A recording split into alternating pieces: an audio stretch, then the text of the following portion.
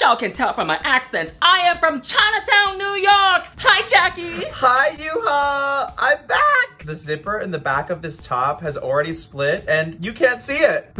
And that's what makes the bootleg queen. You make into magic. Bootleg opinions. This video is sponsored by Noom. Noom is a digital platform that is here to help you lead a healthier lifestyle with your behavior changes. Learning, not dieting, is what leads to long-lasting change. Yuha, tell me more. I want to get into this lifestyle. As y'all know, I'm all about being sober, eating healthy, and only putting the best of the best things in my body. As much as I want to stay on track and be the best version of myself every day, there's just so much distractions every day in the modern life that keeps me off track. And I'm sure you can relate to that, but since using Noom, Noom has kept me on track since day one.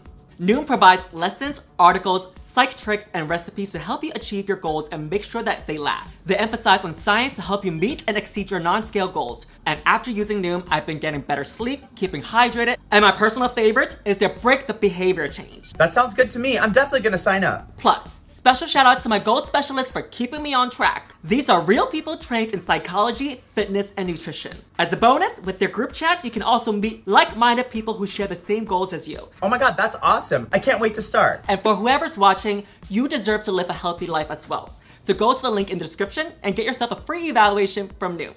And thank you to Noom for sponsoring this video.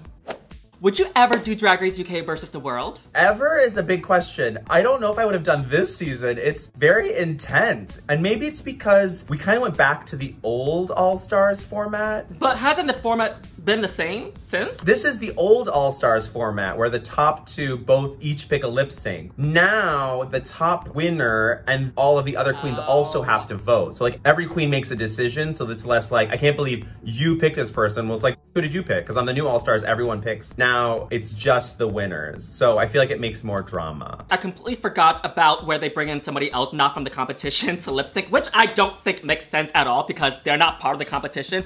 I'd rather have two people from the competition who's in the top fight it out.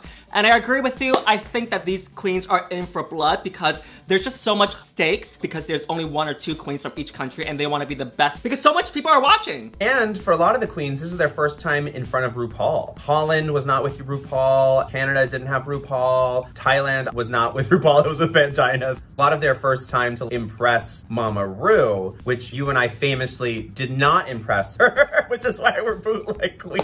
What the heck are you talking about? I won season 10.5, girl.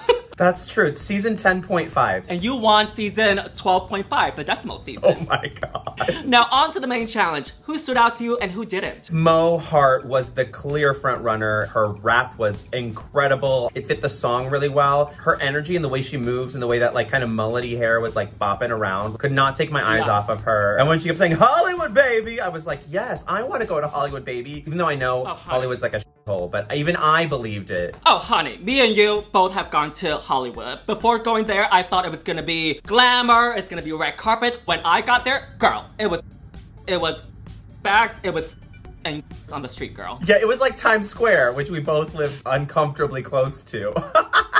Bo was definitely the best. I didn't agree that Jujubee should have been in the top though. I think Blue should have been in her place. I thought that Jujubee was...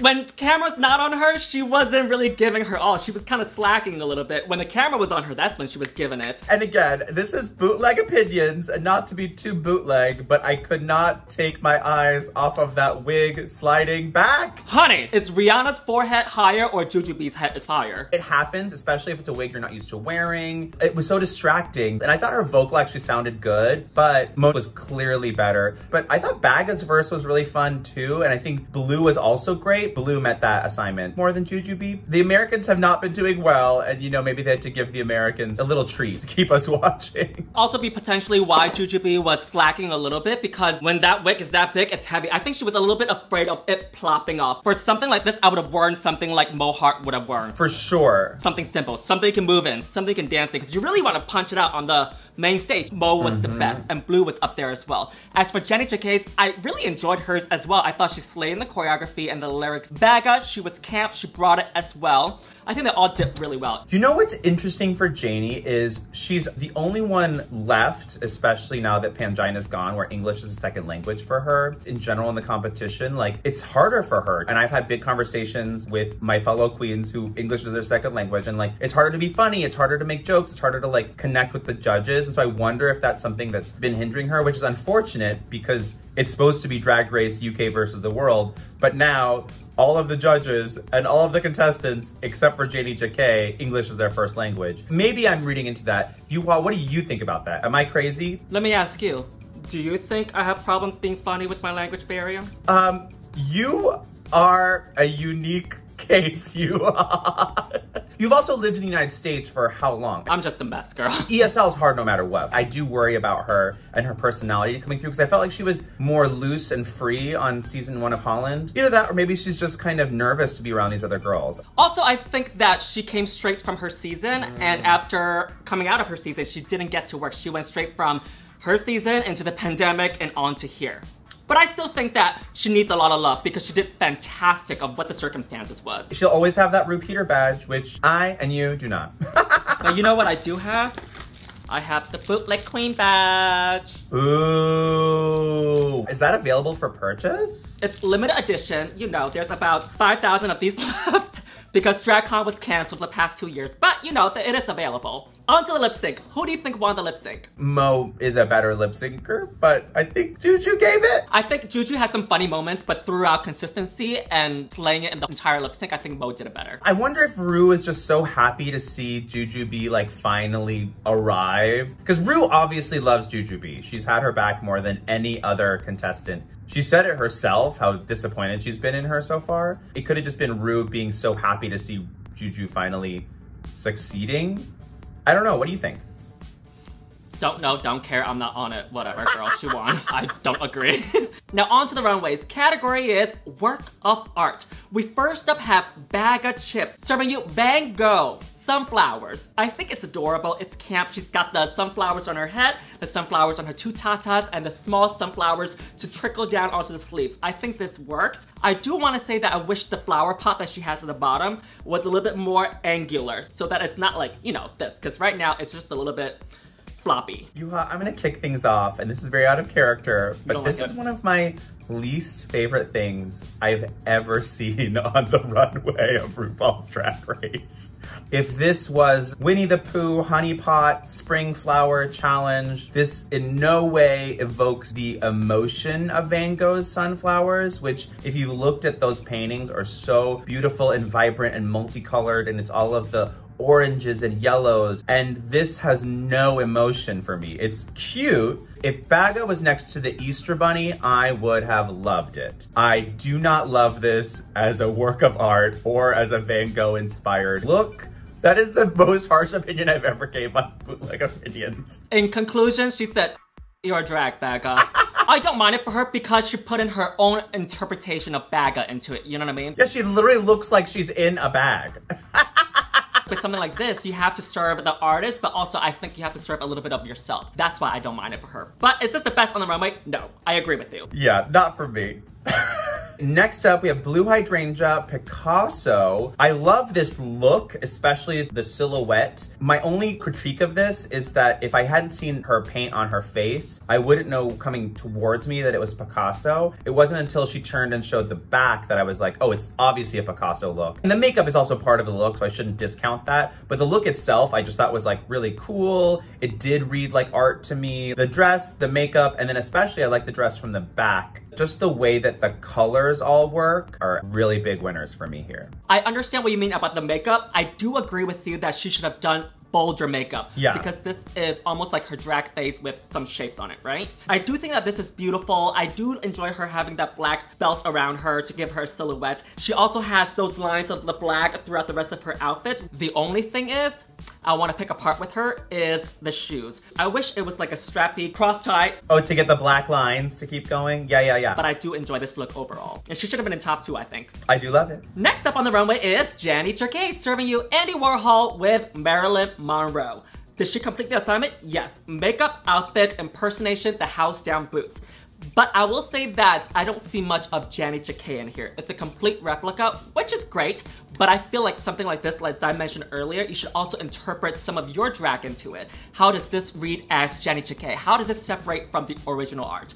I would have done, since she took it to the makeup already, since she has this green trench coat on, I would have took it off. Pink body. You know what I mean? I think that would be really sickening. The makeup and the hair work really well. And then when I look at the jacket, I'm like, when was she a flasher? It looks like a flasher. She always wore things that like showed off the neckline, that showed off her shoulders. So I lost Marilyn in there too. The hair and the face immediately made me think of Warhol's Marilyn, but then the coat made me think of not that. The coat was like something I would wear because I didn't want to shave my arms. Maybe she didn't have a full pink bodysuit, to your point. That would have, I think, completed it, like a full pink bodysuit. And I would have loved to see like a more iconic Marilyn look on the bottom, either the big Some Like It Hot dress or something that was more recognizable. The hair and the face said Marilyn. The jacket said reveal and or I'm a flasher. She said that Marilyn Monroe wore this, but I agree with you. I don't remember wearing her. If you know what the reference is, leave a comment in the comment section below. I think that her taking it off and just showing that pink makeup going through the rest of her body, it would have given us more jazz, more va-va-voom, more of a surprise, more of an interpretation of Drag Race into it, rather than just on the nose. You know what I mean? It's a great look. Exactly. I just want to see a Janet Jacquet spin into this. Next up, we have Jujubee looking beautiful, but serving, what artist is this? Iris Van Herpen with inspirations from Miami buildings. Inspirations from Miami buildings. But I mean, I think Jujubee looks the prettiest she's looked all season. Remember that snake dress? Definitely better than the inflatable snake dress. To me, actually, what this reminds me the most of is like those deco like goddesses of the 30s, almost like a Ziegfeld Follies girl. That's what I see when I see this. I don't think of Miami buildings. I think of the beach, maybe? The sand, maybe? I think she looks beautiful from head to toe. Her makeup is gorgeous, her hair is right, that headpiece is beautiful, this dress is beautifully made and pleated, but maybe it's just me, an unpopular opinion. I don't see how this fits into a work of art. This could have been her, the first week, which was I'm a winner. This could have been that look, which I would have been like, work, because I would have believed it. Yes, it's art, because you know, art is subjective. You know, I can say I'm doing art right now, you can say you're doing art, but it didn't sell it to me, you know what I mean? Last up on the runway is Mo Heart serving you Salvador Dali, Head of Roses. When she came out with this Head of Roses and then she opened and showed her beautiful face with the makeup, she looked beautiful. I think that this was artistic. She has the arms wrapped around her waist just like the painting, but I also have some mixed feelings about this dress. Is it fashion or is this just a piece of fabric? There's definitely some shape to this and the way it's done is beautiful and the gloves I think are really stunning. I thought that the dress was a little bit of a last minute compared to the headpiece, but overall I do like this look. What's great about this look is you just put her next to Bag of Chips and she looks incredible.